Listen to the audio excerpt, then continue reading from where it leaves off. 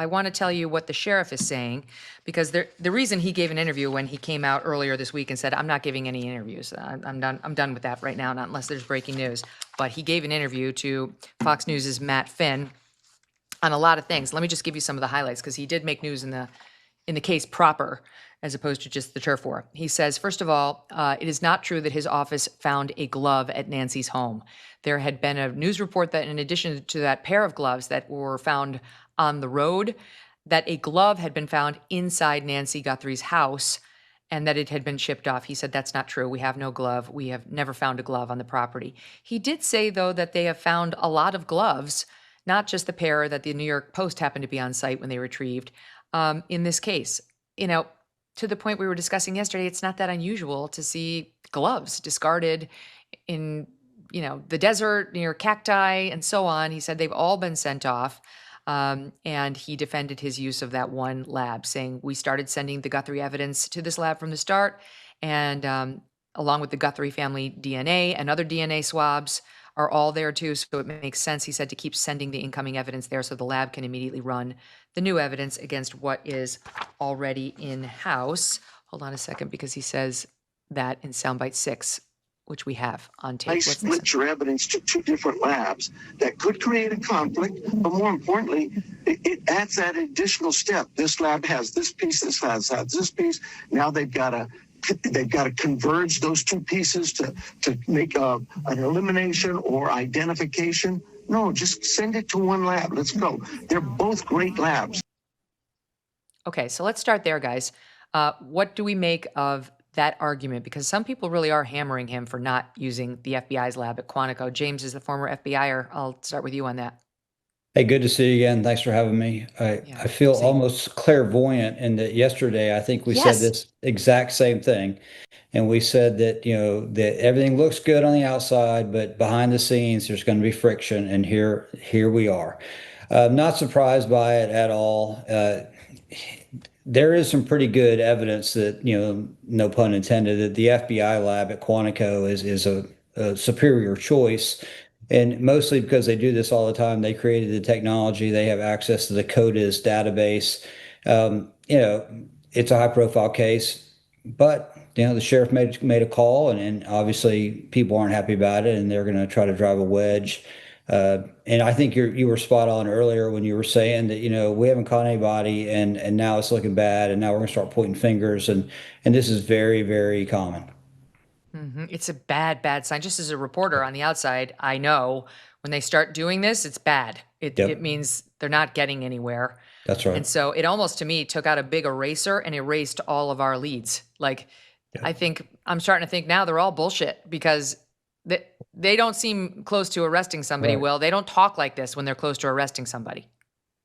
No, I mean, certainly my experience on negotiations, one of the biggest challenges is just trying to control information. And that's information that's not only imparted by the law enforcement agencies, if they are involved, or it could be the media, or it could actually be the family itself. So it's about containment of that information, not setting designated schedules for updates or anything like that, and being very cautious about what information is going to be revealed that could potentially heed the law enforcement agencies or the investigative agencies that are getting involved in this. So I think there is some ego that's kicking off here with the sheriff, and I think he's bathing in the spotlight right now as being the sort of the center point for this, and that's concerning, because I mean, how many cases of this type has he managed before? And it's only with a lot of years experience that you realize, actually, the less you say, the better. Mm-hmm. Yes, I know. I mean, well, Chad, there's been the difference between the sheriff 2 Mondays ago and the sheriff that has emerged this week, right?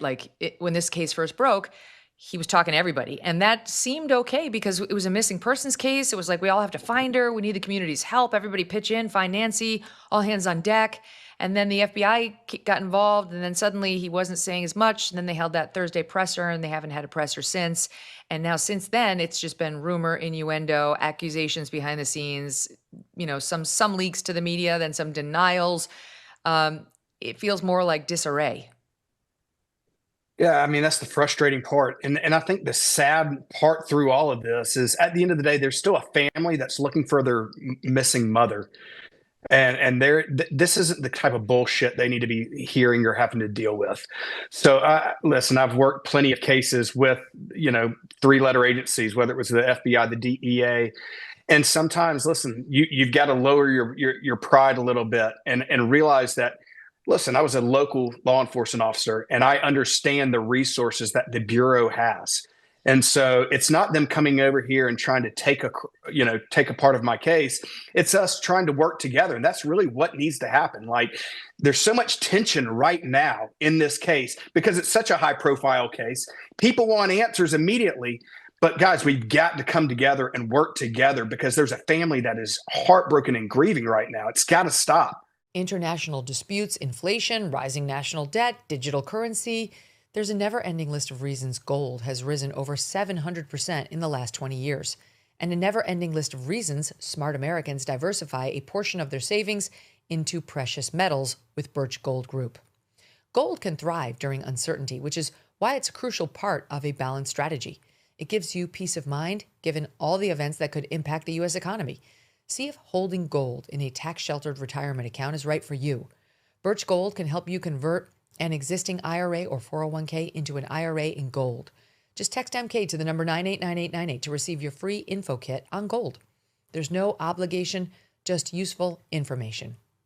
With an A+ rating from the Better Business Bureau and tens of thousands of happy customers, consider letting Birch Gold help you diversify with gold, so you too can have peace of mind regardless of the uncertainty. Text MK to 989898. I can't help but wonder, and who would know? I mean, no one has experience, no civilian in dealing with a kidnapping. Oh, I know exactly what to do or who to call. But, it's been confirmed that Savannah's one of her first calls was to Senator Mark Kelly, who is her home state senator, the state of Arizona, and U.S. Senator, Gabby Gifford's husband, and kind of asked him for help and let's line things up appropriately. And it looks like they went with the locals. They put the locals in the lead and they trusted this sheriff and they didn't insist, as I think you probably could try to, that the FBI got brought in, which is, kidnappings and, possible ransom. That's, I guess, when the sheriff called in on the ransom, the FBI. But one wonders whether the FBI should have been there day one, James, and running herd on this. Yeah, you got to be careful on this just because they don't have the jurisdiction. They have to have. If they got the invitation. Definitely. If they get the invitation, that's absolutely right. But if there is, some ego in these relationships, as Chad's saying, they're not always great. And it really, it's not great here. Right. There's a history between this sheriff and the FBI, and it's not good. Yeah, exactly. And you see these things play out, and this is what's happening. And, he has to ask. Now, if we had solid evidence that she had, God forbid, been taken to Mexico, international kidnapping, the FBI is going to be at the lead. If we had information went across state lines, FBI. But right now, they just don't have that federal nexus that they can come in, in the typical movie fashion and FBI, we're in charge. They don't have that. And so now they're really just at the behest of this sheriff, and it's causing conflict, clearly. I'm going to show you something on this sheriff and the FBI from yesteryear. Okay, this is November. No, I don't know the month. It's 2016, February 12th, 2016, in an interview with KGUN. And he is ripping on the FBI because they were investigating his department's spending, and he didn't much appreciate that. SOT 10.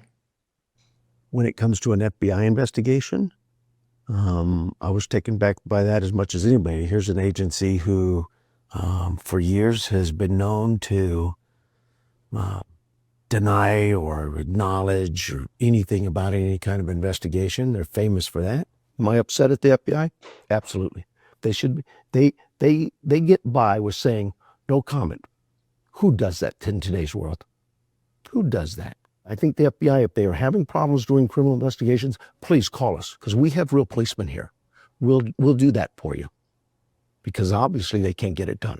I'm upset at that, and I'm upset at the inappropriateness of their investigative efforts, and they are inappropriate.